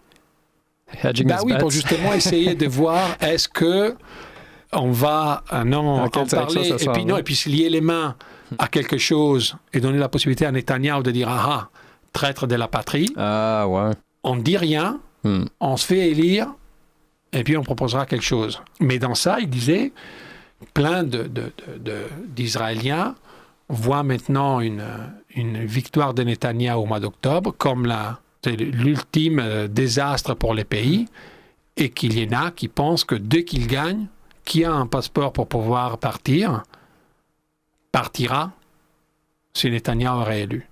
Mais ça, cette idée qu'il y en a plein qui partent, parce qu'ils ne veulent plus rester là-dedans, il y en a beaucoup. Hein. Il y en a beaucoup qui quittent Israël, parce qu'ils ne veulent pas vivre dans une société... base militaire américaine. Non, mais ils ne veulent pas vivre dans un pays pareil. Donc, they vote with their feet. Non, on disait à l'époque de l'Irlande, on disait they vote with their feet. Quand ils émigraient en masse, ils n'ont pas besoin de voter pour changer de gouvernement. Ils s'en vont. Ils ont déjà voté. Rien ne marche. Et beaucoup d'Israéliens, surtout les jeunes, non, l'âge 25-40, disent, écoutez, mais moi, c'est bon. Avec Netanyahu, Smotrich et Ben Gvir, j'ai donné, quoi. Eux, ils provenaient de l'Irgun, ils provenaient des radicaux, des milices radicales. En effet, le Likoud, c'est un peu les partis des anciens qui avaient combattu contre les Britanniques. C'était Yitzhak Shamir, par exemple, qui était Premier ministre dans les années 80. Il y avait Begin aussi avant qui était Premier ministre à la fin des années 70. Donc c'est la tradition un peu plus de droite, bien sûr. Droite nationaliste, pas forcément hyper religieuse. Mais là, encore une fois, dans la politique interne et les élections, là, les dernières élections, ils ont donné des sièges clés aux deux partis un peu, si veut, extrémistes, non, des religieux, de Smotrich et Ben Gvir, qui se sont mis ensemble. Et c'est assez de votes pour garder Netanyahu en place.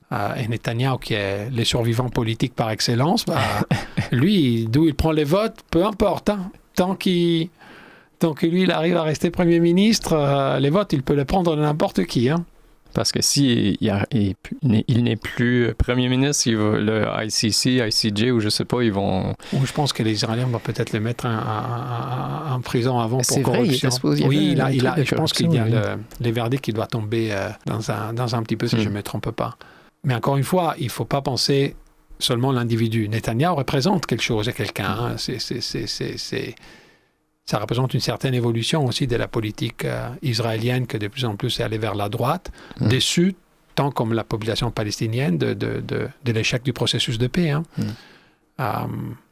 C'est peut-être un raccourci intellectuel de ma part en disant que l'Israël est une base militaire américaine, mais si les Américains arrêtent de les financer, ils sont laissés pour compte. Puis, c'est sûr que l'aide américaine puis eux, ils ont un avantage, aide, mais les Israéliens ont quand même une base, si on veut, technologique, des technologies militaires dans le renseignement, mais dans la production aussi des armes, qui est quand même assez solide. Oui, ils développent la technologie drone. En tout cas, ça va être eux la prochaine.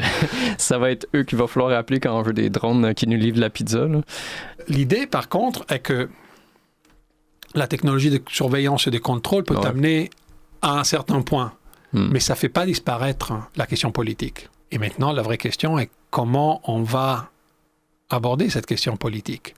Parce que si on prend Netanyahu, Ben Gvir et Smotrich à la conclusion logique, ça veut dire qu'ils vont éliminer ou expulser tout le monde. C'est quand même presque 5 millions de personnes. Je veux dire, c'est ça la logique. Et donc la réaction de l'autre doit être quoi par rapport à ça? Si on va dans un territoire vraiment compliqué, difficile, moi, j'ai pas la solution. La solution a été écrite en 1967. Donc, la solution est là. Il faut juste trouver les bons acteurs pour pouvoir la mettre en place, cette solution. Pour l'instant, ces acteurs-là n'y sont pas, et surtout pas maintenant. Je pense que les deux sociétés sont tellement polarisées. C'est impossible de parler de réconciliation maintenant. Mais...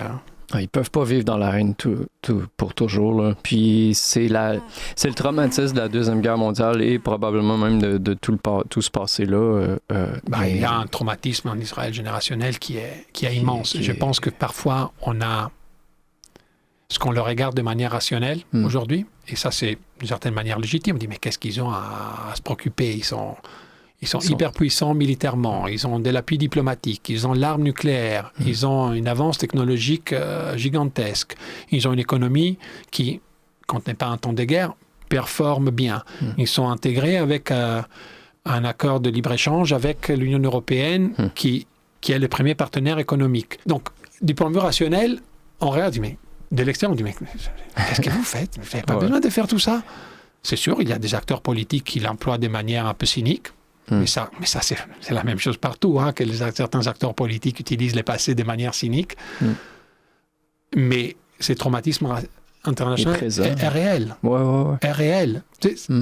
Tous ceux qui ont vécu comme peuple, ça s'est vraiment passé. Hein. Absolument. L'Holocauste, la Shoah a existé, a eu lieu, et puis c'est épouvantable. Puis et les pogroms datent de siècles. Dans la tradition chrétienne, le juif est depuis toujours l'ennemi, la cinquième colonne à l'intérieur de ta société, celui qui est derrière tous les complots du monde, est derrière les banques, mais il est derrière le communisme. Ça, j'ai jamais compris comment ça marchait, mais bon. Et donc, c'est difficile ou c'est impossible, je dirais, de comprendre d'où ils viennent, d'une certaine manière, si on ne comprend pas ça. Mais ça ne veut pas dire justifier, hein? Absolument. Puis d'autant plus difficile, puis tantôt, on avait commencé le podcast avec l'idée que les Québécois, on est un peu éloignés de cette réalité-là, vu notre position géographique, mais en plus, ceux qui vivent un génocide à notre porte, dehors, quand on va se promener dans les rues, c'est les Premières Nations, là, et ceux qui sont... puis qu'est-ce qu'ils ont vécu, puis qu'est-ce qu'ils vivent encore. Fait que donc, tu sais, on a nos propres combats à régler. Puis, mais en tout cas, je souhaite absolument que ça se règle, cette situation-là. Puis c'est ça l'idée du podcast aujourd'hui. Je prends pas je fais pas un choix politique, je pointe pas du doigt personne. Non. Moi, je suis impartial. Je suis ici pour apprendre, puis je suis content que tu sois là aujourd'hui. Je pense que tout le monde, comme citoyen, doit se demander, est-ce que j'y comprends vraiment assez pour pouvoir être tellement tranchant. Après, peut-être que ta réponse est oui. Hein? Moi, j'ai pas de problème avec ça. Mais... la quête intellectuelle est constante, là. Oui, dans mon rôle de pédagogue, je me mets dans la place d'un étudiant. Je ne voudrais pas quelqu'un qui vienne en classe. Si j'étais un étudiant, je ne voudrais pas que le prof dise « c'est ça, c'est pas ça ». J'aimerais bien qu'il rende les choses beaucoup plus difficiles, beaucoup plus complexes, et puis qu'il me laisse à moi le temps de réfléchir. En effet... oui, ou en effet non. En effet, je pense que comme citoyen, on devrait faire ci, on devrait faire ça. Ça, c'est tout à fait légitime. Si tu m'invites dans un autre podcast et tu me demandes c'est le citoyen, Francesco Latorre, moi aussi j'ai mes idées. Mais je pense que comme pédagogue, on doit s'assurer quand même de, encore une fois, introduire la complexité. Sinon, c'est l'équipe de hockey, des jeunes et des rouges. Dans mes recherches, il y a un truc que j'ai lu qui était absolument épouvantable, mais c'est un homme, j'imagine, qui se retrouve en Israël en 1948 avec les différents pays arabes qui veulent envahir, puis on lui donne un fusil, puis on dit « va sur le front », puis il vient juste de survivre l'Holocauste. C'est absolument épouvantable. Tu sais, imagine, tu ressors de là, t'es maigre, t'es fatigué, t'es brûlé, t'es post-traumatique absolument, puis tu te retrouves sur le front avec un fusil, puis t'es comme, qu'est-ce que je fais? Ça, c'est épouvantable. Ça. Et les autres, de l'autre côté, de la même manière, ils ont vécu des choses épouvantables aussi. Non, c'est pour ça que quand je parlais avant de l'Union européenne, je suis peut-être un peu... je rêve peut-être beaucoup, mais l'idée est... C'était inconcevable pour la génération de mes grands-parents de ne pas avoir de rivalité, de frontières, de guerre, de conflits avec des autres pays européens. C'était inconcevable. Aujourd'hui, pour mes enfants, donc 3 générations après, c'est tellement la normalité qu'ils ne se rendent même pas compte de comment c'est fragile cette structure. De coopération, est-ce qu'on peut l'exporter ailleurs? Ça, je ne sais pas. Mais c'est pas un modèle nécessairement institutionnel, mais c'est un modèle de réflexion sur comment on pourrait résoudre nos différends. Donc, il ne faut pas répliquer les institutions que l'Union européenne a, probablement, mais la raison pour laquelle elle a été mise en place, ça, on peut apprendre des choses, je pense. Ça, on peut apprendre des choses. Absolument. Je mentionnais les médias ou les révolutions technologiques. Puis, que ce soit l'Internet ou les livres ou l'imprimerie, il y a une anecdote, en tout cas, dans l'histoire, Napoléon, quand il est arrivé en Égypte, c'est sûr, il a fait des affaires horribles en Égypte aussi, mais il a amené la science, il a amené l'imprimerie, puis ça l'a révolutionné. Il y a eu une révolution, en fait, dans cette région-là, en Arabie, en Égypte. La Narda? Oui, c'est ça. La Renaissance, oui. La Renaissance. Narda, puis ça, je trouve ça intéressant parce que durant l'époque où c'est que l'Europe était venait juste de sortir de l'Empire romain, il n'y avait plus de technologie, était juste comme dans l'époque. Les siècles noirs de l'Europe. Il y avait une Golden Age en islam, puis dans les pays arabes. Puis là, il y a comme Dans le fond, ce que j'essaie de dire, c'est qu'il y a un retour. Oui, mais les civilisations... L'Europe a ramené la technologie. Moi, je ne suis pas quelqu'un qui crée dans les civilisations. Je pense que les peuples ont toujours, effectivement, ils ont toujours bougé, pas tout le temps pour les bonnes raisons, hein, bougé pour les guerres aussi, mais les peuples ont toujours bougé, ils se sont toujours contaminés, ils ont toujours échangé. T'as les bonnes choses et moins bonnes. Je pense que ça va continuer à se produire, et c'est pour cela que je dis que réfléchir à un futur des collaborations à la même manière dans des situations vraiment difficiles, comme ils l'ont fait les hommes politiques européens à la fin de la Deuxième Guerre mondiale, pour trouver quelque chose de différent et de casser un peu avec le passé, c'est possible, hein, ça se fait. Ouais, ça peut tomber dans les violences, mais il y avait cette idée-là que je trouve fascinant, que même si Napoléon, c'était un conquérant, puis il arrive avec son armée, il a amené de l'information, il a amené de la nouvelle technologie, puis je ne sais pas s'il l'a offert, mais ça l'a influencé les pays par la suite. Oui. Il y a eu une révolution de l'imprimerie, puis de l'éducation, puis la langue arabe a repris. Puis, en fait, on est arrivé à la Première Guerre éventuellement, puis là, il y a eu ce qui s'est produit, mais quand même, il y a cette quête humaine de vouloir partager, puis d'inclure les autres, puis... Je suis naïf, comme je le dis, mais non, je pense pas. Si tu regardes, je pense que nous, comme individus, on a la tendance à être un peu pessimiste parce que notre vie est courte. Mais sur le long terme, il y a beaucoup de choses qui se sont quand même améliorées, qui ont progressé dans l'histoire humaine et même dans l'histoire des 2 derniers siècles. Hein. Si on prend le 19e et le 20e siècle jusqu'à maintenant... Paradoxalement, il y a beaucoup moins de violence aujourd'hui qu'il y en avait à une époque, dans toutes les relations, dans les relations entre l'État, mais aussi dans les relations personnelles, dans les relations familiales. The arc of history bends towards justice. Ça, c'est Obama qui le disait. Peut-être que c'est vrai. En tout cas, je veux espérer que c'est vrai. Je le souhaite. Je suis peut-être un peu plus pessimiste, mais j'apprécie ton point de vue. Puis c'est en communiquant, en avant des conversations comme ça, les gens qui écoutent, si vous êtes inspirés, allez... discuter avec des gens, soyez ouverts d'esprit, communiquer, échanger votre savoir, échanger des livres. Tu veux-tu me montrer tes livres avant que tu partes? Oui, j'en ai amené 3, mais j'en ai un 4e que je ne trouvais plus que je veux mentionner. Donc, j'en ai 4, en effet. OK. 2, celui-là, c'est Being Jewish After the Destruction of Gaza Reckoning, Peter Beinart, qui est l'éditeur de... Tu peux le montrer à la caméra. Jewish Current, qui est un magazine aux États-Unis. Et lui, il fait état de sa marginalisation dans sa famille, mais aussi dans certaines communautés juives américaines, parce qu'il prend une position assez dure contre Israël et contre la politique israélienne envers les Palestiniens.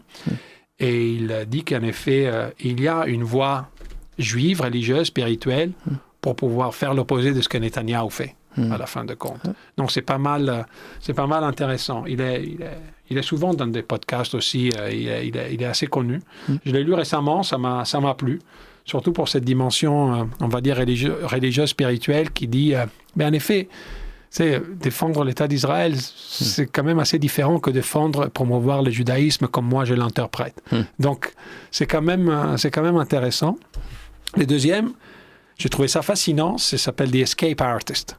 Donc, c'est la première personne qui s'échappe de Auschwitz et qui tire la sonnette d'alarme sur ce qui se passe.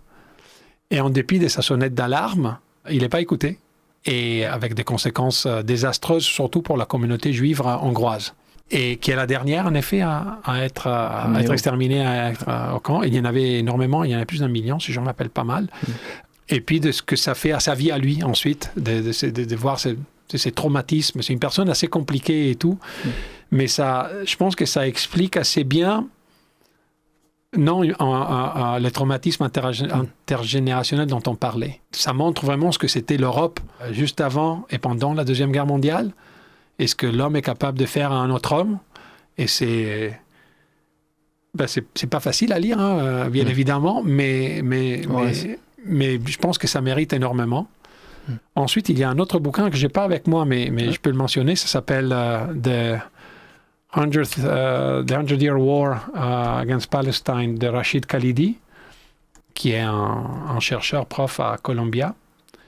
Et c'est fascinant parce que, au-delà de raconter l'histoire, si on veut, d'un point de vue palestinien, ça ouvre, et c'est ça que j'ai trouvé hyper intéressant, avec l'histoire de M. Khalidi et de sa famille. Et en effet...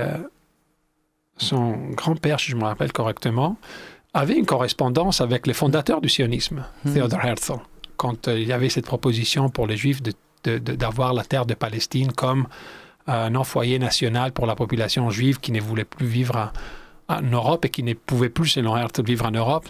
Turns out que Herzl, il avait raison.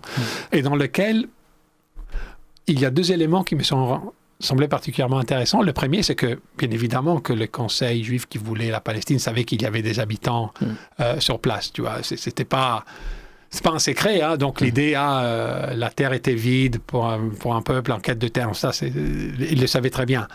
Mais l'autre chose qui justifie, entre guillemets, la position de Herzl et des sionistes, c'était, mais quand on arrive, tout le monde va bénéficier de notre arrivée. Tu vois, on va vivre l'un à côté de l'autre et vous allez bénéficier de notre présence. Que ça montre pas l'esprit comme on pourrait penser juif, ça existe, mais l'esprit européen de l'époque.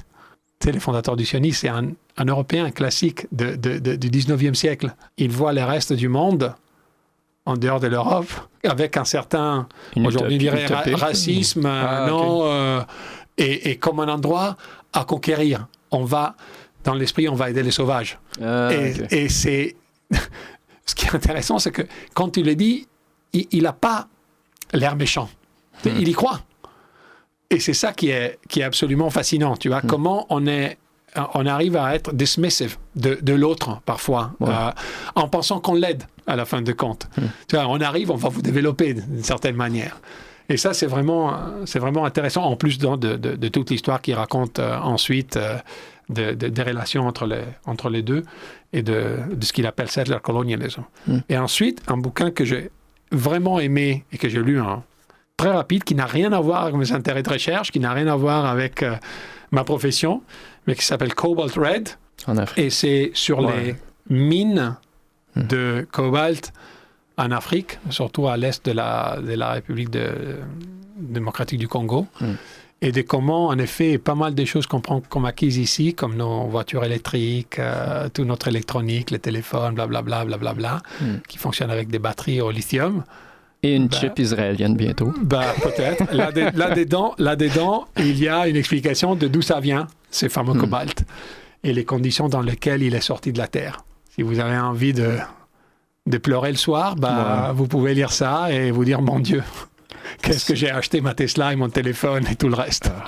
Ça, c'est une toute autre histoire, l'Afrique. Ça, faut que je fasse. Je dois faire un podcast sur l'Afrique, absolument. Puis si jamais tu as des étudiants qui veulent venir au podcast... Oui, absolument. Mais ce qui est fascinant, c'est il trace... Oui, il y a les histoires personnelles qui sont déchirantes, si on veut, mais il y a surtout, il trace l'économie du cobalt, de comment il arrive dans les batteries de lithium. C'est vraiment intéressant si on veut connaître un petit peu plus sur les produits qu'on consomme ou qu'on utilise tous les jours.